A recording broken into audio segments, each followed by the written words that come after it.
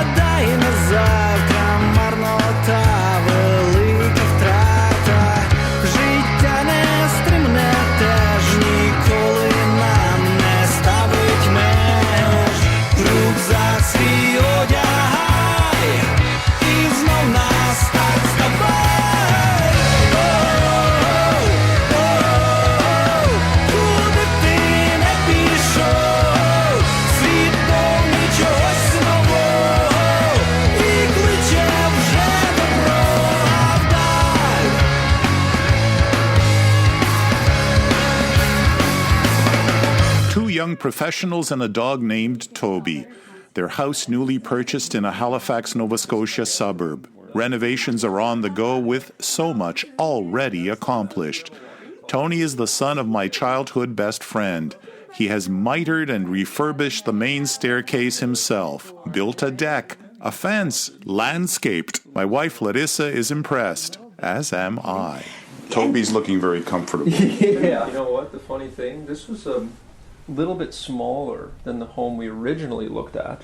Like we offered on a home, and this one was a bit smaller, but every square inch is used up. Right. Like every inch. Like the closet, like the bathroom's right there, the closet's all like all ready to go. So it was just so open and well engineered that we said, okay, let's just buy it. That's a nice position in life to be in. Let's just buy it. Yeah. Yeah, it was pretty. We're very fortunate to be able to, afford it and buy it and put the down payment and get help from my family and do all that. So In this episode, you'll also hear several musical selections. The Acadian song Mon bateau de papier, My Paper Boat by Paul Hébert. A Serbian song, Smora na planine, or From the Sea to the Mountains. It's sung by Rada Manojlovic. Zirka will play the Ukrainian Wedding March. It's on their album Zirka Live.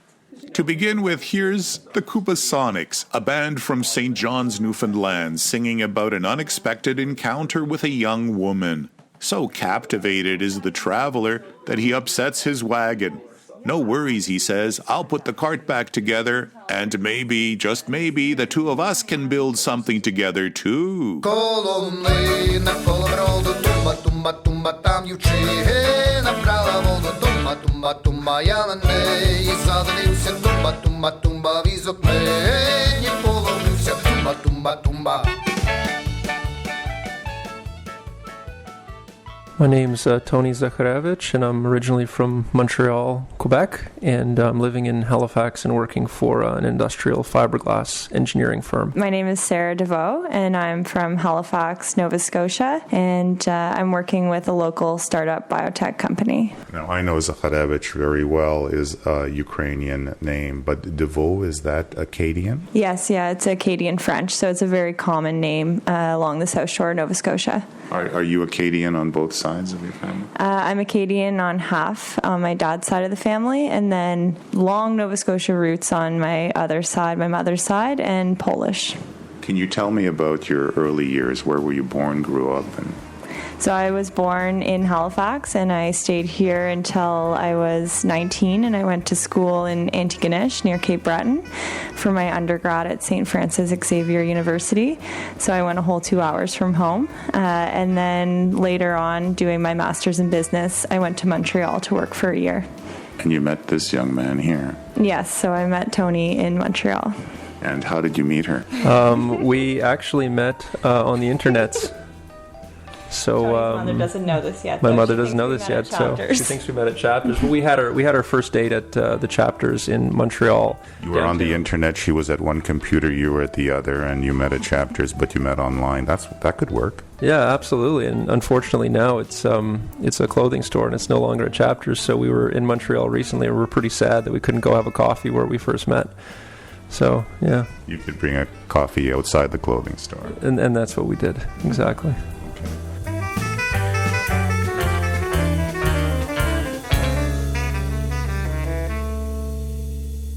Я сказав, вже я до неї, тумба, тумба, тумба, ти дівчина моя люба, тумба, тумба, тумба, я злагоджу свій візочок, тумба, тумба, тумба, і підемо на риночок, тумба, тумба, тумба.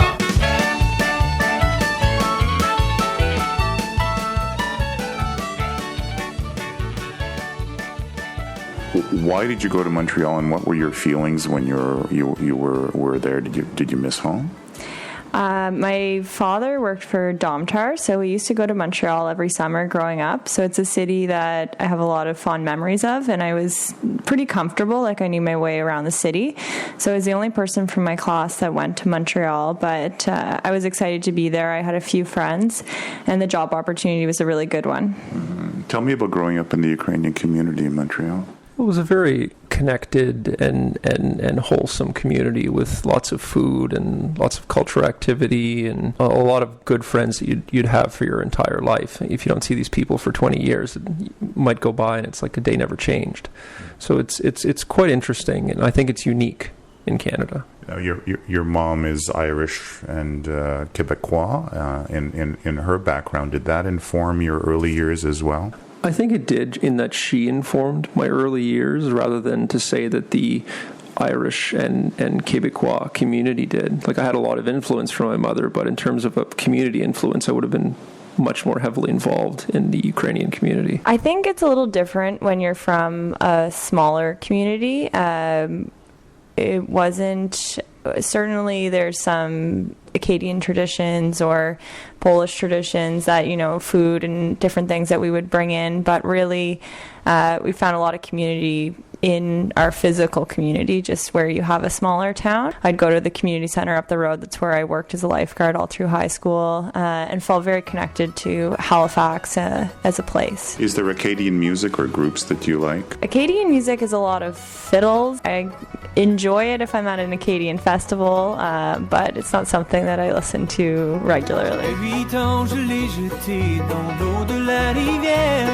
J'ai vu qu'il n'avait pas sombré avant de disparaître. Il emportait tous mes trésors, mes souvenirs d'enfance. Je sais qu'aujourd'hui encore, souvent je pense. Qui me rapportera mon bateau de papier, mon bateau qui s'en va avec mes rêves? Qui me rapportera mon bateau de papier, mon bateau, mon bateau, mon beau bateau de papier? You studied engineering. Yeah, I studied mechanical engineering at Concordia University, and mostly turbo machinery and propulsion systems and race cars and whatnot. And you don't realize that when you get into doing actual engineering, it's a lot of Excel notebooks and calculations that are different. It's much different working in industry as to what we learned in school. How is it different? Well, I think when you're young and you're in university, you think you're going to be building race cars and spaceships and these incredible different pieces of machinery, and then when you get into industry you realize you might be working on a screw, or you might be working on a tube that goes in an engine that goes on a spacecraft. And the reason why I decided to take the current job that I'm at is that I get to design an entire system and watch it be built and be able to touch it and feel it and have an actual impact. And I think that's very rare and quite rewarding. So we work with mainly chemical processing companies and power companies, and we design the internals of spray absorbers and large towers and big tanks and piping. They're heavily designed because they carry corrosive and terrible chemicals. So you have to ensure that you do your due diligence when you design a part out of fiberglass, especially because it takes a lot of finesse to put these systems together. It's a lot of grunt work, but it is quite rewarding in that we deliver these systems to power companies and chemical companies, and it could be chemicals or cosmetics that you use every day, and you don't realize what it takes to make them, but it's quite an interesting job. I did my master's in business at Dalhousie, and through that program, there's an 8-month work term that you have to complete. So the majority of my class either stayed in Halifax or went to Toronto to do theirs. But there was one job posting from Novartis Pharmaceuticals based in Montreal, and I really had wanted that job. I actually pulled the interviewer aside after, and I said, look, I'm sure everyone said they want this job, but I really want this job. And then I asked him, if he needs to ride to the airport or any kind of ways I could sweeten the deal. And I was so excited when I got it.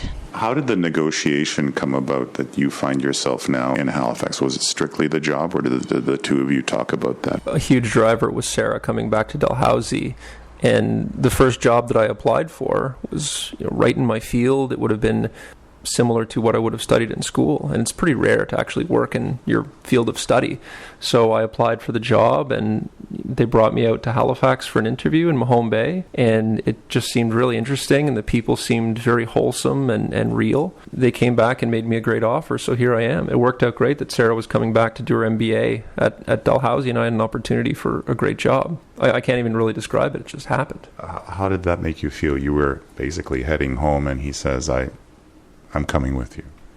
It was pretty great. I actually had found the job, and I was sending him a few jobs. I didn't really think he would take up on any of them. And then he just said, I sent my resume over. I certainly didn't plan on meeting someone in my 8 months in Montreal, but I think things always happen when you're not planning. Yeah, good things, right? Yes, very good things. So you came here. Did you feel you were in a different culture at all? I think it was quite a bit of culture shock when I got to the Maritimes. Being from Montreal, it's quite a fast-paced, ever-changing tapestry of a city. And you come to Halifax, and Maritimers like things a certain way, and they like their seafood. It's a very wholesome community in that. Coming from Montreal, I identified and was part of the Ukrainian community heavily. When you come to Halifax, you realize you're almost coming to Canada, in that people welcome you into their homes, and people have Canadian flags, which is something that you would not see in Quebec. they identify together as Maritimers and Haligonians.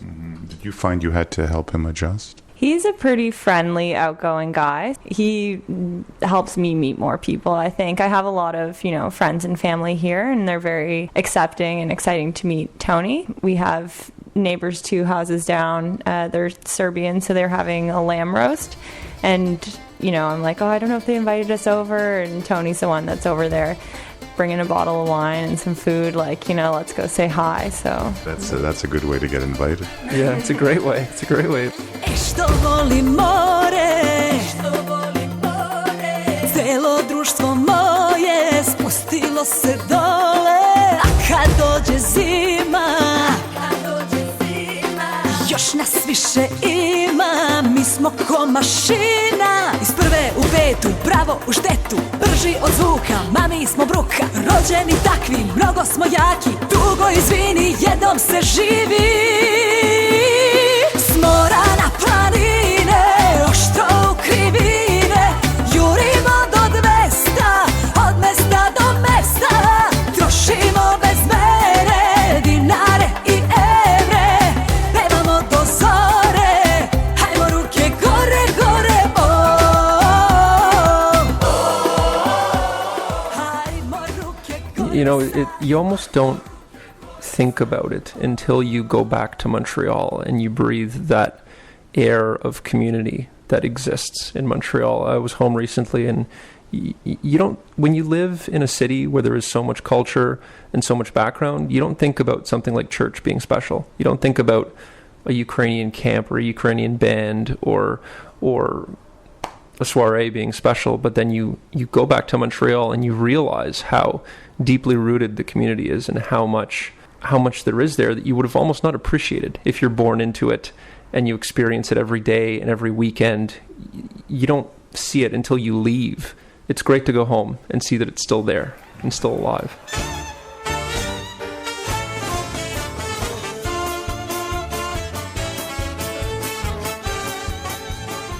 Nasha Kasha comes to you from CHRW 94.9 FM on the campus of Western University in London, Ontario, Canada. We're heard on CHMR 93.5 FM in St. John's, Newfoundland, on CKDU 88.1 FM in Halifax, on Local 107.3 FM in St. John, New Brunswick, on CJAS Radio 93.5 FM in Saint Augustine, Quebec, on CJLO 1690 AM in Montreal, on CFRC 101.9 FM in Kingston, on CFMU 93.3 FM in Hamilton, on CKMS 102.7 FM in Kitchener-Waterloo, on CJAM 99.1 FM in Windsor and Detroit, on CKLU 96.7 FM in Sudbury, on CILU 102.7 FM in Thunder Bay, on 101.5 UMFM in Winnipeg, on CJTR 91.3 FM in Regina, on CFMQ 98.1 FM in Hudson Bay, Saskatchewan, on CFBX 92.5 FM in Kamloops, on CIVL 101.7 FM in Abbotsford, and on CHLY 101.7 FM in Nanaimo, British Columbia. I think it's interesting because it's a little bit different where Ukrainian culture, obviously comes from Ukraine, which is a separate country, and Acadian culture is, they were Canadians, French Canadians, but were established here and then continue to live in Canada. So it's almost more location-based rather than you have this whole country that you're really trying to maintain culture from. But you can see how those things could really fade if, generations stay in Canada and get new traditions, or it takes a lot of effort to maintain them. I love going to visit Tony's parents and having pierogies, and we went to a wedding where the groom was Ukrainian. I love a good polka. It was awesome. Well, the Acadian people have done pretty well over the years. Yeah, when you go back, some of those communities, they've lived there for hundreds and hundreds of years. So I think it's easier to maybe keep the culture there. But I know even being in Halifax, I know I have that background.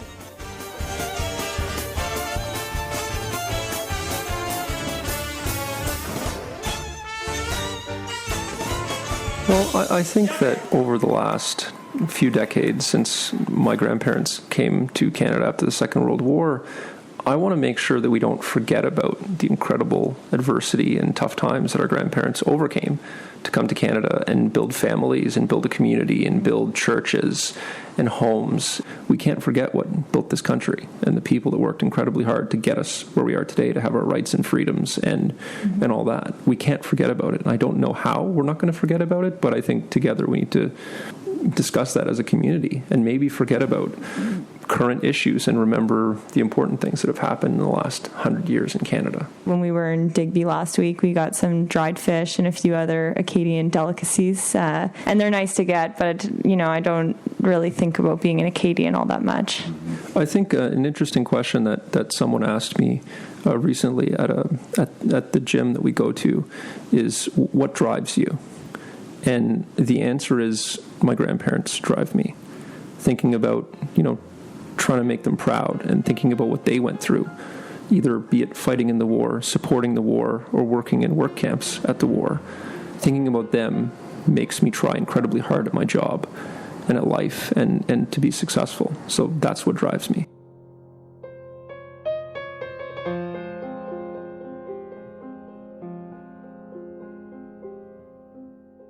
That was in 2017.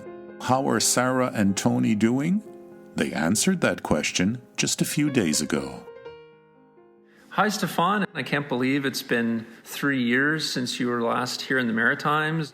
I feel really thankful to be in our new home, especially in a time where we are spending so much time here. We can start to see small plants poking through the grass, and I think it's going to be quite a beautiful spring because we've had a fair bit of precipitation. We found about 2 acres of land, and there was a home builder engaged on it, and I was able to review all the house plans. It's nestled in the forest on a river.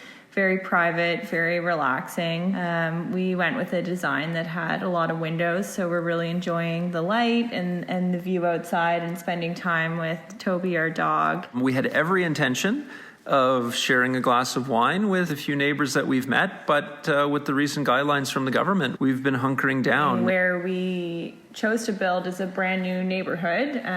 It's just been developed in the last year or two, but it's only a couple minutes from where I actually was born and grew up, and we're about 10 or 15 minutes from my parents. Tony's new job is only 10 or 15 minutes from here as well. It's a good place to work. It's called Leonardo DRS. It's the 9th biggest defense contractor in the world, and they're heavily based out of Halifax with the naval shipyard, and we feel very, very fortunate to have steady employment for the both of us throughout the current pandemic.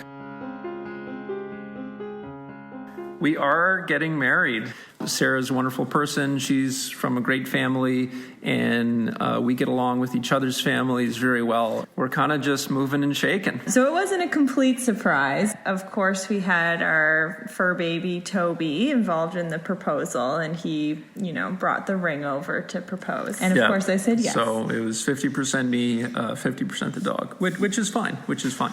So wedding adjustments in the age of COVID-19, we're definitely going to play it by ear. We would absolutely not want to put anyone in harm's way or expose anyone to any unnecessary risk. We're just going to see how we progress throughout the spring and early summer, and we're not too worried about it. We're really looking forward to the celebration, but there's so many more important things to focus on right now that we'll make the adjustments that we need, and we'll hopefully be able to celebrate with everybody when the day comes.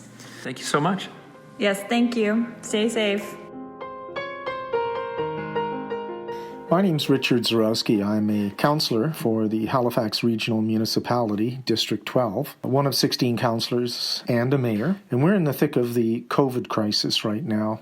And it appears to be on an upward trajectory that is pretty much exponential at this stage. About 6 weeks ago, I became increasingly concerned about the movement of the COVID-19 virus throughout the world. I thought that we would respond quicker than we did. And unfortunately, I think that due to cutbacks and many other things associated with, in my view, neoliberalism, where we're looking at shareholder profit is trumping everything, we fumbled.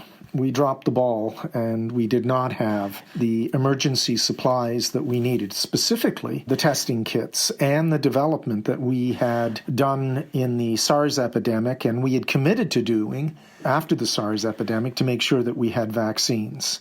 So now we're stuck with this rampant crisis happening, exploding all over the place, especially in the United States. So at this stage, we are getting set to hunker down for the long term. We are getting set to look at this as a year-long thing. I don't see much change happening here. We're going to be doing social isolation in Nova Scotia, I think, for the next year, from what I can see, because we will not have a vaccine. I look at this as not being isolated at home, but being safe at home. A safe place for me. And we have also the benefit of having a single home with a large yard and a backyard that's quite fenced in, kind of a retreat, someplace to go where I can hopefully ride this thing out. I'm cautiously optimistic that this will begin to work. We kind of missed the boat by not doing enough testing and immediately jumping into the isolation, but I think now the isolation will help us to flatten this curve a bit and maybe even plank it. I guess about the only times I worry is when I go to the stores, and of course there are always people who break the rules, but by and large, most people are very good about keeping the 2-meter distance. Of course, we wash our hands and we make sure that surfaces are clean, but we know that it's person-to-person contact that seems to be the biggest issue with the new COVID virus. So I do see a lot of neighbors on the road, and we're able to have conversations at a safe distance as they walk by. If we can pass on that we're actually safe at home as opposed to being isolated home, I think it's a different way of looking at it and a better way of looking at it. So I hope this helps. Thank you. Thank you, Richard. If you'd like to hear Richard's heartwarming story about how he discovered his true family roots only in his adult years, contact me, kashamedia@gmail.com. I'll be happy to send you the link. Thank you to Richard, Sarah, and Tony for their updates, which they self-recorded from their respective homes in the Greater Halifax area. We opened our program, and you are listening now to a piece called Melodramatic in F minor. It was composed and is performed by Evan Wish.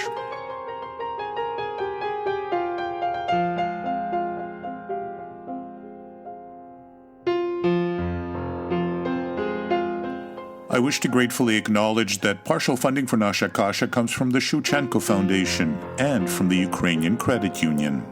I'm your reporter Stefan Andrusiak. Back in a week, God willing. До милої зустрічі за тиждень часу, дорогі слухачі.